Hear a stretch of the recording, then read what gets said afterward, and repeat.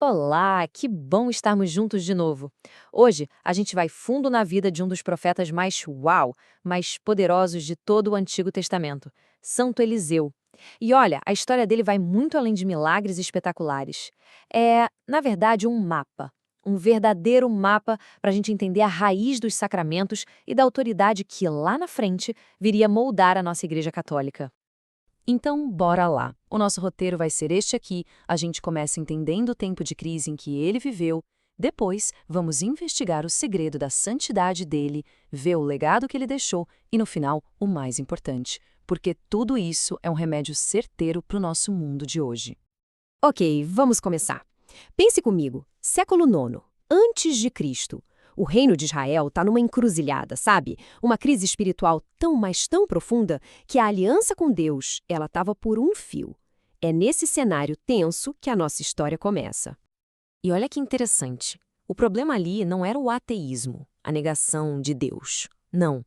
Era uma coisa bem mais sutil e, por isso, muito mais perigosa: o sincretismo religioso. O povo tentava acender uma vela para Deus e outra para Baal, o deus da prosperidade e do dinheiro. E essa mistura, essa confusão espiritual, foi o que envenenou toda a sociedade, levando a uma decadência moral e social gigantesca. E é aqui que a figura de Eliseu começa a brilhar. O que mais impressiona é a constância dele. Pensa só, mais de 60 anos de ministério. Ele viu passar 5 reis, 5, em meio a um verdadeiro mar de caos político, de gente abandonando a fé. Ele era uma rocha de fidelidade a Deus. O chamado dele foi radical, total, absoluto. Quando Eliseu queima o arado, ele não está só fazendo uma fogueira, entende? Ele está queimando as pontes com o passado. Ele está destruindo o próprio ganha-pão, a segurança dele. É um gesto que grita para o mundo inteiro e para ele mesmo: daqui para frente não tem como voltar atrás. E esse momento, gente, esse momento é uma das imagens mais claras e poderosas do que a gente conhece como sucessão apostólica lá no Antigo Testamento. A autoridade espiritual, simbolizada pelo manto de Elias, não acaba com ele, não. Ela é passada adiante, de forma visível, para o seu discípulo. É a garantia de que a missão de Deus continua, numa linha que não se quebra. Tudo bem, mas a gente se pergunta, de onde vinha tanta força? Para tantos milagres, para uma fidelidade tão inabalável, de onde? O segredo do poder de Eliseu não estava nele. Não era uma força pessoal. Estava numa vida de virtude heróica, totalmente mergulhada na graça de Deus. A vida dele é praticamente uma aula prática sobre as virtudes teologais. Pensa só, pela fé, ele enxergava o exército de anjos que ninguém mais via. Pela esperança, ele conseguia ver a providência de Deus agindo, mesmo no meio da fome mais terrível. E pela caridade, ele simplesmente não parava de servir quem precisava, sendo um canal vivo do amor de Deus. Bom, agora a gente chega num ponto, digamos, um pouco polêmico. Aquela passagem que muita gente interpreta mal, do ataque das ursas aos jovens que zombaram de Eliseu. A pergunta que fica é: o que aconteceu ali, de verdade? Foi raiva? Vingança pessoal? Olha, a chave para a gente entender isso está na interpretação dos padres da igreja. Eles são unânimes. Aquilo não tem nada a ver com vaidade ferida. Foi um ato de justiça divina. A zombaria ou sobe careca não era só um xingamento. Era uma negação da autoridade profética dele. Era um deboche do sagrado arrebatamento de Elias. Era, no fundo, um ataque a Deus. A prudência de Eliseu era impressionante. É só ver o caso de Naamã. Ele soube navegar nas tensões políticas, soube lidar com o orgulho daquele general e, no fim, ensinou uma lição que ecoa até hoje. A graça de Deus é de graça. Não se compra, não se conquista por status. A única coisa que se exige é humildade para receber.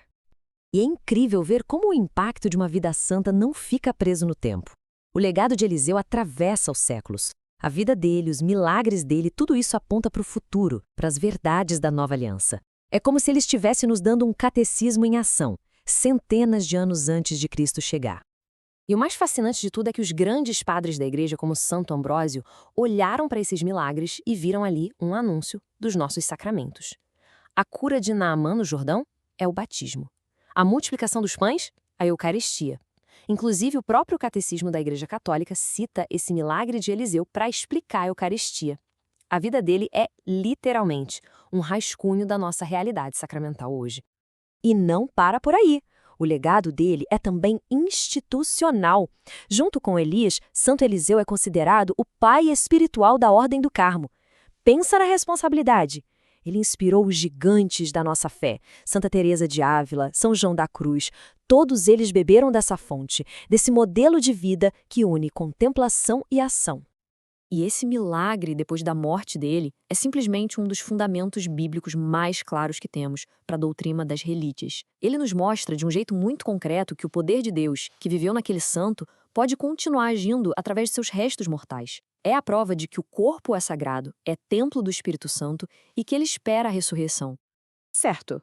Mas e hoje? Por que falar de um profeta tão antigo em pleno século XXI? A resposta é simples e direta. Porque a vida dele é um remédio específico para as doenças espirituais do nosso tempo. Então vamos tentar fazer um exercício? Se a gente pudesse pegar toda a sabedoria da vida de Santo Eliseu e concentrar numa única pílula, numa única verdade para o nosso dia a dia, o que estaria escrito nela?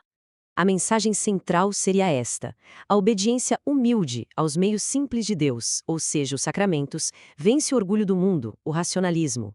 E a fidelidade de Deus, a providência, sempre excede a nossa necessidade. Em outras palavras, confie nas coisas simples que Deus nos deu e na sua providência infinita. A salvação não está nas nossas ideias mirabolantes, mas na obediência simples e confiante. É um paralelo perfeito. Lembra de Naamã, com nojo das águas simples do Jordão? Ele queria algo grandioso. Hoje, o racionalismo moderno faz a mesma coisa. Muitas vezes a gente despreza os meios humildes, físicos, que Deus nos dá na igreja, a água do batismo, as palavras de um padre, e prefere criar uma espiritualidade própria, do nosso jeito. E tem outro paralelo assustador: o pecado de Geazi, o servo de Eliseu. Ele tentou ganhar dinheiro com a cura, tentou vender a graça de Deus. Isso não soa familiar? Exatamente o que faz a teologia da prosperidade hoje: transformar a fé numa transação, tratar a graça de Deus como se fosse um produto na prateleira.